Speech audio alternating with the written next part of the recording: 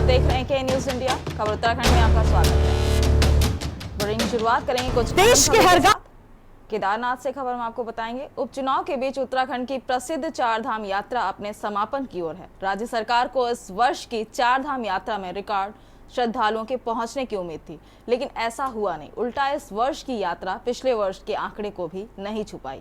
बता दें कि चार धाम यात्रा 2024 में करीब 44 लाख श्रद्धालुओं ने दर्शन किए हैं, जबकि पिछले वर्ष 2023 की यात्रा में 56 लाख से ज्यादा श्रद्धालुओं ने चारों धामों के दर्शन किए थे। दरअसल कांग्रेस का आरोप है, सरकार ने चार धाम यात्रा को सकुशल चलाने के लिए कोई तैयारी नहीं की, जिससे श्रद्धालुओं की संख्या में गिरावट आई है। वहीं भाजपा का आरोप है कि कांग्रेस के नकारात्मक यात्रा के प्रचार से देश विदेश के श्रद्धालुओं में गलत संदेश गया, जिससे श्रद्धालुओं की संख्या में गिरावट।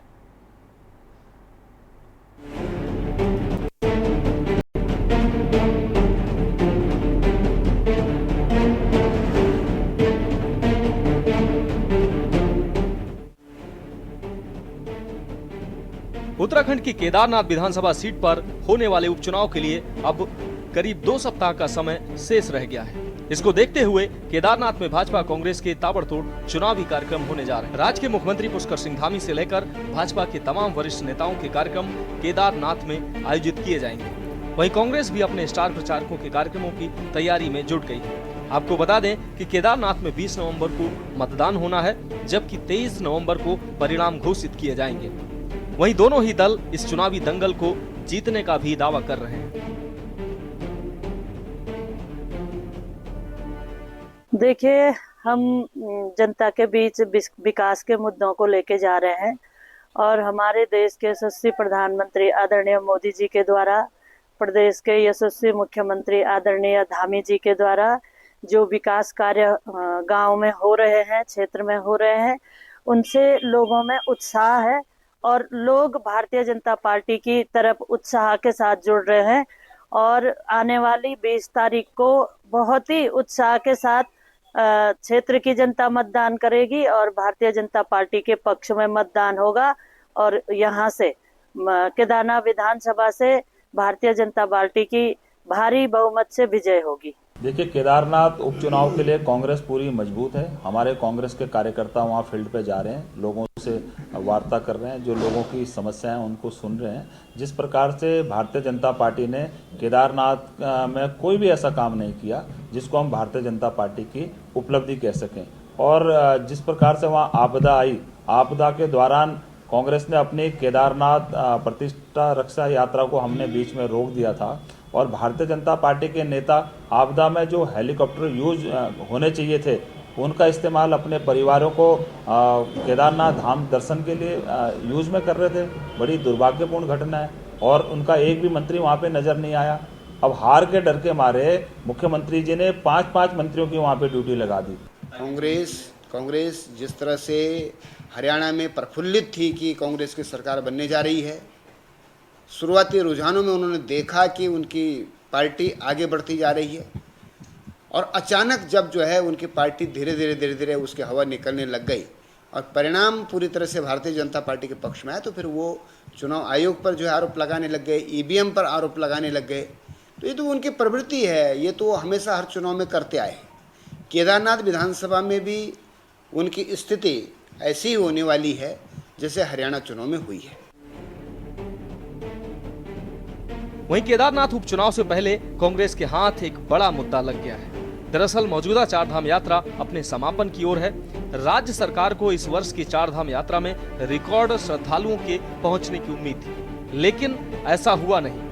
आपको बता दें कि चार धाम यात्रा 2024 में करीब 44 लाख श्रद्धालुओं ने दर्शन किए, जबकि पिछले वर्ष 2023 की यात्रा में 56 लाख से ज्यादा श्रद्धालुओं ने चारों धामों के दर्शन किए थे। दरअसल कांग्रेस का आरोप है कि सरकार ने चार धाम यात्रा को सकुशल चलाने के लिए कोई तैयारी नहीं की, जिससे श्रद्धालुओं की संख्या में गिरावट आई।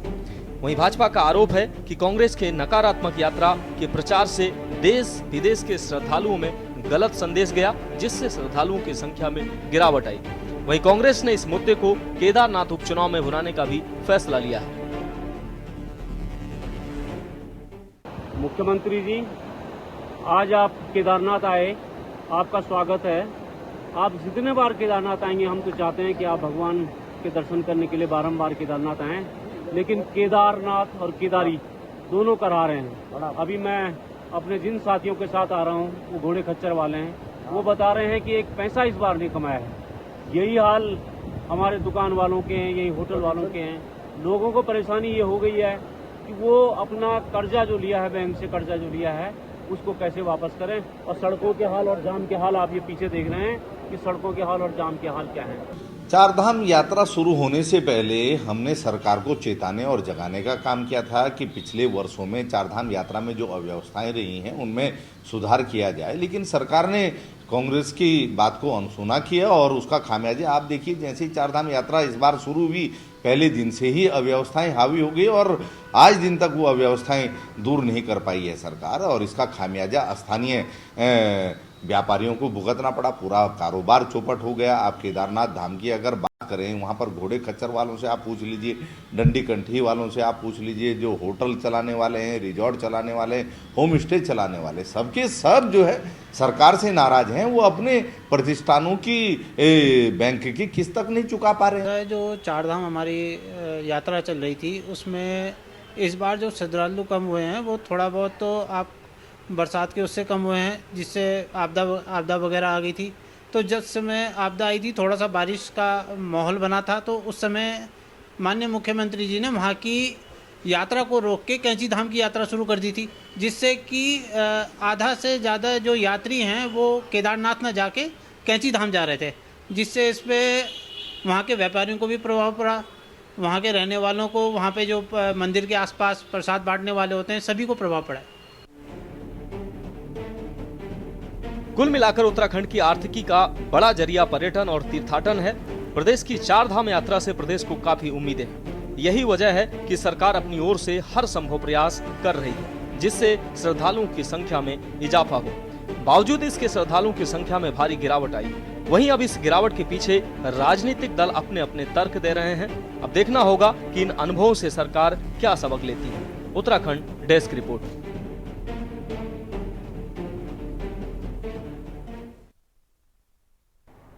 वहीं अगली खबर नैनीताल से है, जहां सभागार में नगर कांग्रेस कमेटी द्वारा आगामी निकाय चुनाव के मद्देनजर महत्वपूर्ण बैठक आहूत की गई है। बैठक की अध्यक्षता निकाय चुनाव के लिए नियुक्त जिले के प्रभारी गोविंद सिंह कुंजवाल एवं निर्देश जिलाध्यक्ष राहुल छिमवाल ने कांग्रेसी कार्यकर्ताओं में जोश भरने के साथ ही निकाय चुनाव में जीत का मंत्र दिया। नैनीताल पहुंचे जिला प्रभारी गोविंद सिंह कुंजवाल ने कांग्रेस वरिष्ठ नेताओं और कार्यकर्ताओं के महत्वपूर्ण सुझाव पर मंथन करने के बाद साफ सुथरी छवि और जिताऊ प्रत्याशी के टिकट देगी। उन्होंने खुशी व्यक्त करते हुए कहा, नैनीताल के सभी दावेदारों ने पार्टी पर विश्वास जगाते हुए एक सुर में कांग्रेस के टिकट पर चुनाव लड़ने वाले प्रत्याशी के साथ देने की बात की है।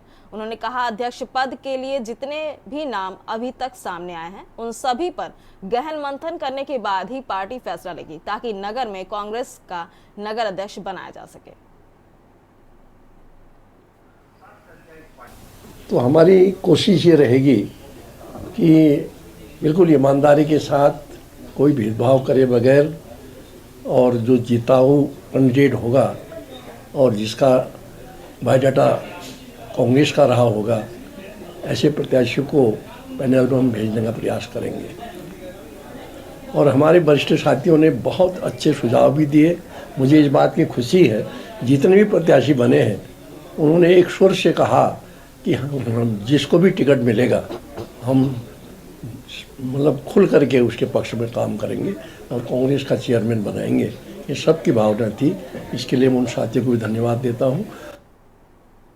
वहीं जिला प्रशासन देहरादून ने निकाय चुनाव की तैयारी शुरू कर दी है। इसके तहत जिलाधिकारी ने ऋषिपर्सा सभागार में अधिकारियों की बैठक ली। बैठक में निकाय चुनाव की तैयारियों एवं व्यवस्थाओं के संबंध में नियुक्त नोडल एवं सह नोडल अधिकारियों के साथ चर्चा की गई है। जिलाधिकारी ने अधिकारियों को निष्पक्ष एवं निर्विघ्न संपन्न कराने के निर्देश दिए हैं। इसके साथ ही अधिकारियों को आपसी समन्वय के साथ व्यवस्था तैयार करने के निर्देश दिए हैं। वहीं अगली खबर खटीमा से है।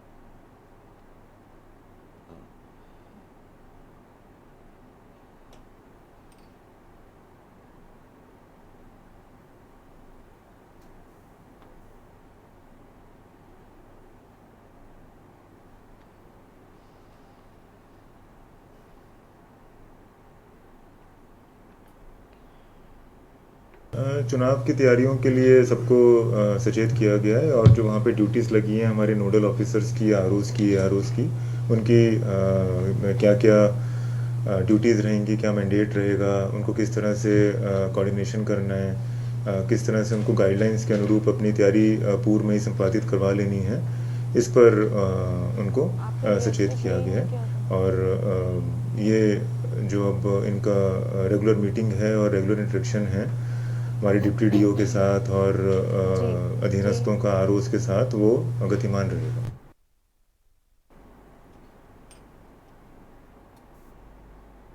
वहीं अगली खबर खटीमा से है, जहां नगर एवं ग्रामीण क्षेत्रों में पूर्वांचल के सुप्रसिद्ध लोक आस्था के छठ महापर्व को लेकर तैयारियां जोरों पर है। इधर भारत नेपाल सीमा स्थित मेला घाट, 22 पुल, बगुलिया, झनकैया, नकला तराई, नौसर, बंडिया, बरी तथा खटीमा के विभिन्न छठ घाटों के किनारे बनी हुई छठ माता की प्रतिमाओं की साफ सफाई तथा रंगाई पुताई का कार्य श्रद्धालुओं द्वारा समर्पण की भावना से किया जा रहा है।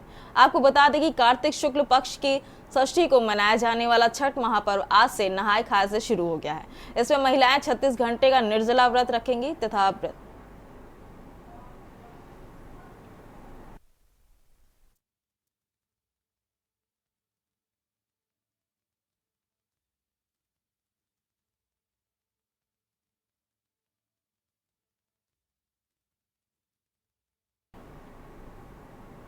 इन दिनों प्रदेश में छात्र संघ चुनाव को लेकर मुद्दा गरमाया हुआ है। पूरे प्रदेश में चुनाव को लेकर छात्र एकजुट हो गए हैं। आए दिन छात्र नेताओं का प्रदर्शन जारी है। कभी कॉलेज की छत चढ़कर तो कभी पेट्रोल डालकर आत्मदाह करने जैसी खबरें रोजाना देखने को मिल रही हैं। पर प्रदेश सरकार ने अपनी मंशा अभी तक जाहिर नहीं की है, जिससे छात्रों का पारा चढ़ा हुआ है। इससे पहले निकाय चुनाव को लेकर भी सरकार टाल मटोल करती नजर आ रही है। शासन की ओर से पूर्व में हाई कोर्ट में शपथ पत्र दिया गया था कि 25 दिसंबर तक चुनाव करा लिए जाएंगे। इसके साथ अधिसूचना 10 नवंबर तक जारी होने की बात कही गई थी।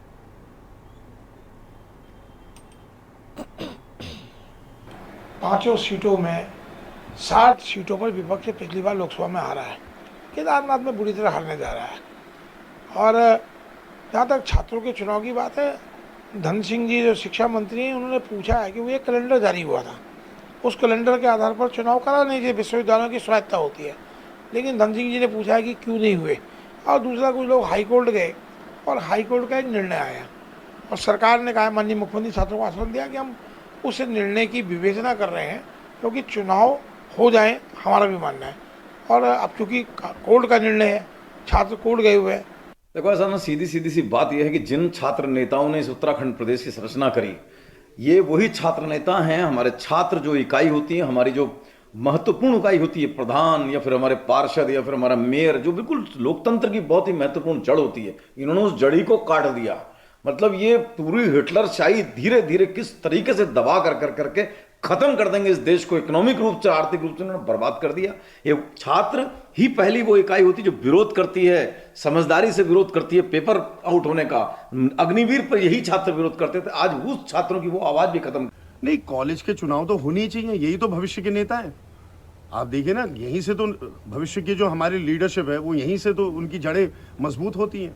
और छात्र हितों के लिए जो वो लड़ाई लड़ते हैं छात्र नेता, तो कहीं ना कहीं उनके अधिकारों का हनन है। तो मैं तो पूरे सपोर्ट में हूँ इन लोगों के, और मैं चाहता हूँ कि चुनाव हो। और भारतीय जनता पार्टी चुनाव से डर रही है, इसलिए भाग रही है। भैया, नगर निगम चुनाव कब तक होने की संभावना है? ये तो सरकार ही बता पाएगी। फिलहाल तो ऐसे ही लग रहा है कि डरे हुए हैं, सहमे हुए हैं। बद्रीनाथ और मंगलौर की हार के बाद डरी भी हुई है सरकार, सहमी भी हुई है, इसलिए।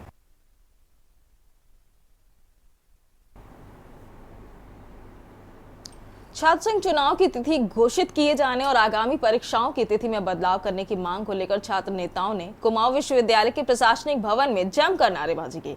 उच्च शिक्षा मंत्री धन सिंह रावत की शव यात्रा निकालकर पुतला दहन किया। धरना प्रदर्शन कर रहे छात्रों ने विश्वविद्यालय प्रशासन को चेतावनी दी, अगर जल्द से जल्द चुनाव की तिथि घोषित नहीं की तो छात्र नेता आत्मदाह करने को मजबूर होंगे, जिसकी पूर्ण जिम्मेदारी प्रशासन की होगी। इस बीच भारी पुलिस फोर्स व जिला प्रशासन तैनात रहा। पुलिस प्रशासन व छात्र नेताओं के बीच तीखी नोकझोंक देखने को मिली। आपको बता दें, छात्र संघ चुनाव तिथि घोषित किए जाने को लेकर विगत कई दिनों से विश्वविद्यालय प्रशासन से वार्ता करने के साथ ही धरना प्रदर्शन कर रहे हैं।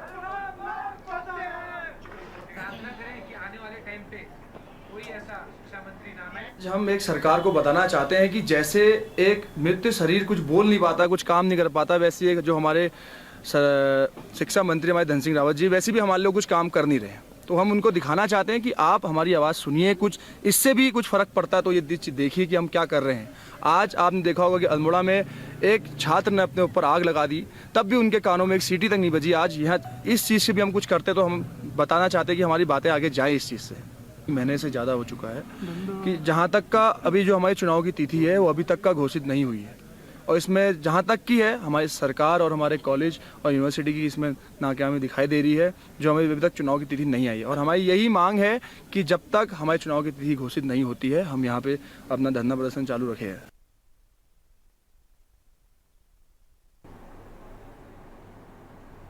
बढ़ते हैं अगली खबर की ओर। अगली खबर नैनीताल से। राज्य अतिथि गृह नैनीताल में उत्तराखंड उपनल संविदा कर्मचारी संघ के पदाधिकारियों द्वारा वर्षों से राजकीय विभागों, निगमों इत्यादि में कार्यरत कर्मचारियों के संबंध में प्रेस वार्ता कर सरकार से उत्तराखंड के विभिन्न विभागों में कार्यरत उपनल संविदा कर्मचारियों को नियमित करने की मांग की है। नैनीताल क्लब में पत्रकार वार्ता के दौरान उपनल संविदा कर्मचारी संघ ने कहा 2018 में उत्तराखंड हाई कोर्ट ने उनको नियमित करने का आदेश दिया था, जिसके खिलाफ सरकार सुप्रीम कोर्ट गई, लेकिन सुप्रीम कोर्ट ने भी उसके हक के ही फैसला दिया।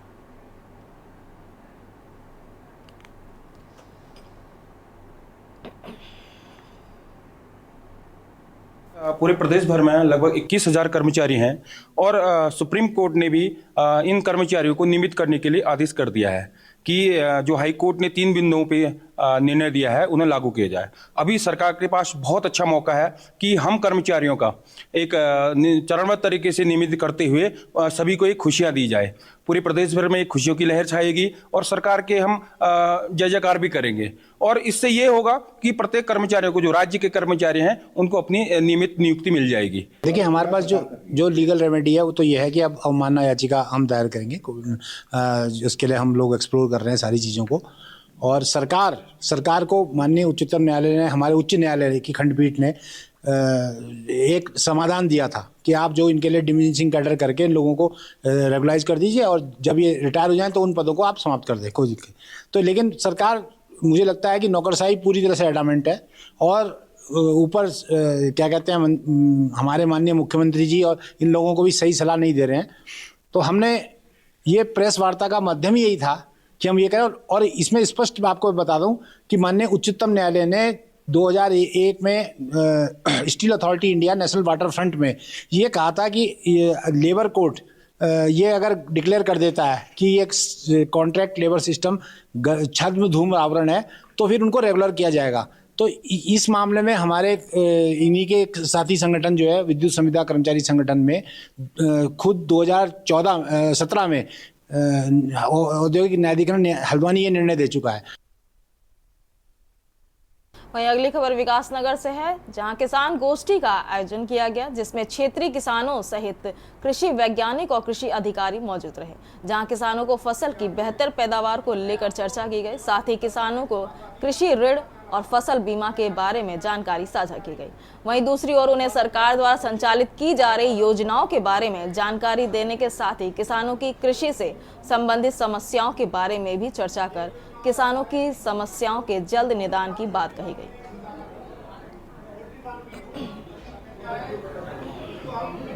आत्मा योजना जो है भारत सरकार के द्वारा संचालित योजना है। इसमें जो है कृषकों को समय समय पर प्रशिक्षण प्रदान किया जाता है। जैसा कि हम जानते हैं कि अभी आगामी जो हमारा रबी सत्र गेहूं की बुआई और उसके साथ साथ अन्य फसलें दलहन की बुआई जो है किसान भाई बहन करेंगे। तो आज जो ये कार्यक्रम आयोजित किया गया था उसमें जो तकनीकी जानकारी कृषि वैज्ञानिक हैं उनके द्वारा दी गई, उसके साथ साथ किसान भाई बहन विभिन्न योजनाओं का कृषि विभाग एवं अन्य जो विभाग हैं जैसे उद्यान, पशुपालन और रेशम और इफ्को से भी प्रतिनिधि यहाँ पे आए थे, तो अवगत कराया गया कि किन किन योजनाओं के माध्यम से जो है कृषि जो किसान भाई बहन है वो लाभ प्राप्त कर सकते हैं और कहाँ कहाँ प्राप्त कर सकते हैं। आयोजन किया गया था ब्लॉक के माध्यम से, तो सभी विभाग थे यहाँ पे, जैसे पशुपालन विभाग था, जैसे अपने किसान संबंधित और भी कई विभाग थे, तो सभी विभागों के अधिकारी थे यहाँ पे। उन्होंने जो भी सरकार द्वारा, जो केंद्र सरकार और जो अपनी राज्य सरकार है हमारी, तो दोनों के अनुदान से जो योजनाएं चल रही हैं उसका किसानों को लाभ मिले, और जो आज की जो खेती है उसका भी उन्नत हो और नई किस्म की उनको योजनाएं बताई गई और बीज के बारे में भी काफ़ी अच्छे से बताया गया और कैसे दवाइयों का इस्तेमाल किया जाए, कितना इस्तेमाल किया जाए। भारत सरकार की योजना जिसको कृषि विभाग संचालित करता है और चूंकि रबी का मौसम हमारा बहुत उत्तम समय है तो रबी के मौसम में गेहूं की बुआई यहाँ पर मेन रूप से होती है। तो गेहूं की कौन सी प्रजाति बोएं, प्रजातियों के बारे में, खेत की तैयारी, चूंकि यहाँ धान के बाद गेहूं बहुत अधिक मात्रा में बोया जाता है तो फसल चक्र का किस प्रकार प्रबंधन करें और बुआई की विधि, बीज का उपचार और पोषक तत्वों का प्रबंधन और मृदा स्वास्थ्य की तमाम जानकारी के साथ दी गई। और इसी के साथ साथ जो हमारे नए बीज हैं, उर्वरक संस्था जो है इफको, उन्होंने भी अपने निवेशों के बारे में किसानों के बीच में विचार व्यक्त किए और किसानों के द्वारा। वहीं अगली खबर डोईवाला से है, जहां कालूवाला के तमाम ग्रामीण किसानों को नलकूप खराब होने से खेतों के लिए पानी नहीं मिल रहा है। कई बार विभाग के अधिकारियों से गुहार लगाने के बाद भी जब समस्या का समाधान नहीं हुआ तो ग्रामीणों ने डोईवाला तहसील में आकर उप जिला अधिकारी अपर्णा ढोंगडीवाल को ज्ञापन सौंपा और गेहूं की खेती के लिए पानी की मांग की। एसडीएम डोईवाला ने मौके अधिकारियों को बुलाकर तत्काल ग्रामीणों की समस्या को हल करने के आदेश दिए, जिसके बाद नलकूप विभाग के अधिकारी ने 2 दिन के भीतर समस्या का समाधान करने की बात कही। कालूवाला के किसान परवीन राणा ने कहा कि पिछले कई दिनों से हम खेतों की सिंचाई नहीं कर पा रहे हैं, इसलिए हमें अपनी समस्या को एसडीएम डोईवाला के सामने लाना पड़ा। मैं एक छोटा सा काश्तकार हूँ। हमारे यहाँ सर एक सिंचाई का ट्यूबवेल लगा हुआ, 16 अक्टूबर से सर वो बंद पड़ा है। कभी स्टाफ आता है, कभी नहीं आता है, उसमें पानी की प्रॉब्लम कम है। हम जा कह रहे हैं सर इसमें पानी 2 पाइप और डाल दो, सर उन्होंने कमरा भी तोड़ दिया। इस टाइम आपको पता है कि गेहूँ की बुआई का टाइम है हमारा और उसमें काम हो नहीं रहा सर, दिवाली से बिल्कुल बंद पड़ा। इसलिए आज हम यहाँ पर अपनी समस्या लेकर आए हैं सर। तो मैडम से बात हुई एसडीएम साहब से? हाँ ठीक रहा मैडम, हाँ ठीक, यहाँ तो ठीक रहा सर। जे साहब से भी बात होगी और तहसील लेवल में भी बात होगी, नीचे भी बात होगी। काफ़ी हद तक संतोषजनक बात हुई है। खबर गदरपुर से है, जहां प्रतिवर्ष के भांति इस वर्ष भी छठ पूजा के उपलक्ष्य में हर्षोल्लास के साथ कलश यात्रा निकाली गई। कलश यात्रा हरि मंदिर से शुरू की गई और गदरपुर दिनेशपुर मार्ग स्थित छठ घाट में जाकर समाप्त किया गया। महिलाओं के अलावा क्षेत्र के तमाम जनप्रतिनिधि एवं संप्रांत लोग कलश यात्रा में शामिल हुए। छठ घाट दिनेशपुर में जागरण का आयोजन किया जाएगा।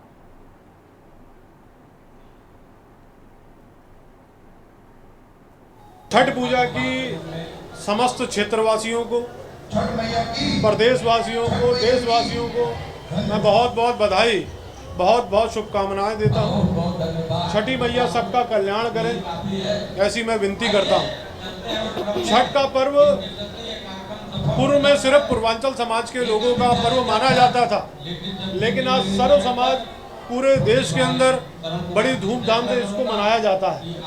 जैसा हम सब लोग जानते हैं, भगवान सूर्य की पूजा के साथ, उनकी उपासना के साथ इस पर्व को मनाया जाता है। पूजा जो त्यौहार है, ये पूरे मैं देश प्रदेश और अपने यहाँ के सबको बधाई देता हूँ। पूर्वांचल समाज का त्यौहार है, पर यहाँ दिनेशपुर में हर वर्ग का आदमी जो इंसान है सब छठ पूजा घाट में जाता है और पूजा अर्चना करते हैं। वहाँ लंगर भी चलता है और छठ पूजा घाट जितना सुंदर दिनेशपुर में बना है, यहाँ इतना बड़ा कहीं सुंदर बना नहीं है। मैं ये छठ मैया से कहूँगा कि हमारा दिनेशपुर बसता रहे, चलता रहे। पूजा हमारा त्यौहार नहीं है।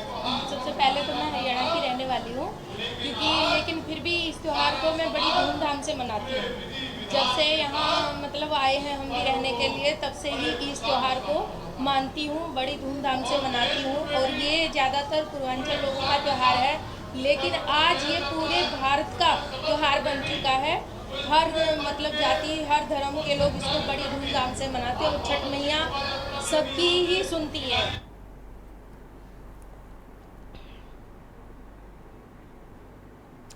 उत्तराखंड की खबरों में बस इतना ही। बने रहिए के न्यूज़ इंडिया के साथ। नमस्कार।